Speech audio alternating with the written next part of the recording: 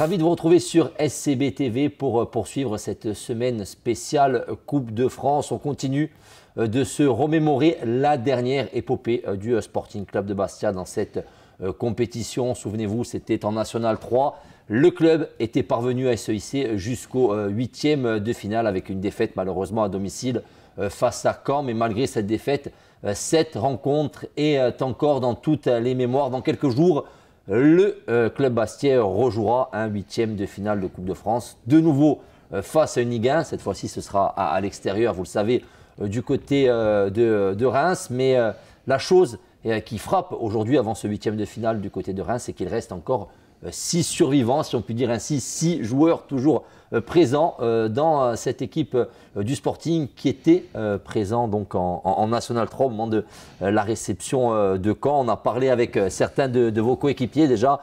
Kevin Chour, vous êtes avec nous aujourd'hui pour se remémorer à cette rencontre, se rappeler les bons souvenirs de ce match malgré la défaite. Qu'est-ce qui vous reste justement de cette rencontre face à Caen? Ouais, c'était une de mes plus belles émotions que j'ai vécues avec le club depuis la N3. On avait fait vraiment un parcours incroyable. On avait éliminé Concarneau, Le Mans, je crois. C'est ça, c'est ça. C'était équipes nationales à l'époque. On évoluait en N3, donc c'était forcément des gros morceaux et je pense qu'on avait fait vraiment un très beau parcours. Alors justement, le fait d'évoluer en National 3, il y a toujours eu un petit peu cette ferveur depuis la reconstruction du club en 2017 à domicile. Mais c'est vrai que là, on avait dépassé les 10 000 spectateurs, 11 000 je crois même dépassés pour cette rencontre. On va dire que le contraste, il devait être saisissant pour vous de passer sans manquer de respect aux autres équipes du championnat de National 3 à l'époque, de passer de ce quotidien du championnat à ce gros match de coupe. Ouais, non, c'est sûr. Je crois qu'on avait fait 7 ou 8 contre Ajaccio, le derby. Il y avait déjà pas mal de monde, c'était vraiment intéressant. Mais là, c'était incroyable. Et je suis même pas sûr qu'on l'ait refait depuis. Hein. Je sais pas. On s'est rapproché effectivement cette saison en Ligue 2. On s'est rapproché avec le derby justement face à Ajaccio. Ouais, mais voir le stade aussi plein, avec autant de ferveur. Et puis voilà, on a réussi à accrocher Caen qui était en Ligue 1, on était en N3, donc forcément les faits de match ont fait que aussi on a réussi à emballer le public, mais non, c'était vraiment incroyable.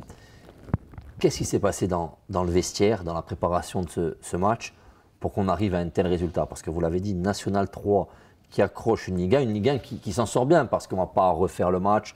Aujourd'hui, c'est passé, mais le Sporting aurait mérité de passer au tour suivant à l'issue de cette rencontre. Vous aviez fait un match extraordinaire. Comment vous l'aviez abordé justement? On l'a abordé comme d'habitude. Après, voilà, tu passes du championnat de N3 sans manquer de respect aussi. Mais voilà, tu joues une Ligue 1, forcément tu vas chercher des choses en toi que tu n'as pas forcément l'habitude d'avoir chaque week-end. C'est pas pareil d'affronter des joueurs de N3 ou de Ligue 1. Mais voilà, on savait que nous, on avait un effectif qui était construit et fait pour monter avec des joueurs d'expérience et d'un autre niveau aussi. Donc on a préparé le match sérieusement et on savait que quoi qu'il arrive en Coupe de France, il y a toujours moyen de passer. Depuis le début de la saison en Ligue 2, on dit souvent que cette équipe du Sporting, elle manque d'expérience.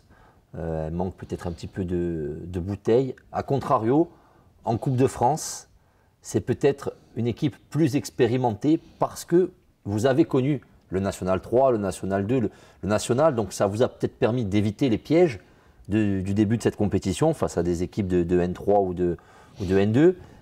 Et puis, vous avez cette expérience aujourd'hui de ce parcours jusqu'en 8e de finale. Est-ce que vous pensez que ça va vous servir pour préparer ce match face à Reims?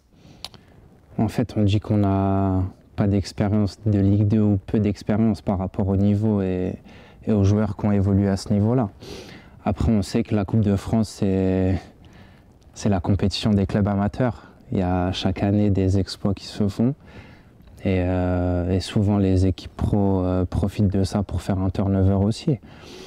Mais je pense que c'est voilà, c'est une compétition qui est intéressante aussi pour ceux qui jouent moins. Mais voilà, on a fait un gros match contre Clermont. On a montré ici qu'on pouvait rivaliser avec une équipe de Ligue 1. Et là, on ira avec la même intention à Reims. Après, on sera à l'extérieur. C'est un peu le point négatif. On aurait aimé jouer ici devant nos supporters, mais on ira avec autant de détermination en tout cas. Est-ce qu'il vaut mieux, justement, pour conclure, Kevin, et parler de ce match face à Reims, se déplacer en tant qu'outsider face à une Ligue 1, ou alors se déplacer chez une équipe de National 2, mais en tant qu'ultra favori à ce niveau de la compétition, un huitième, quart, où on sait que si on passe un tour, on va arriver peut-être à briller, pourquoi pas dans le dernier carré de cette compétition?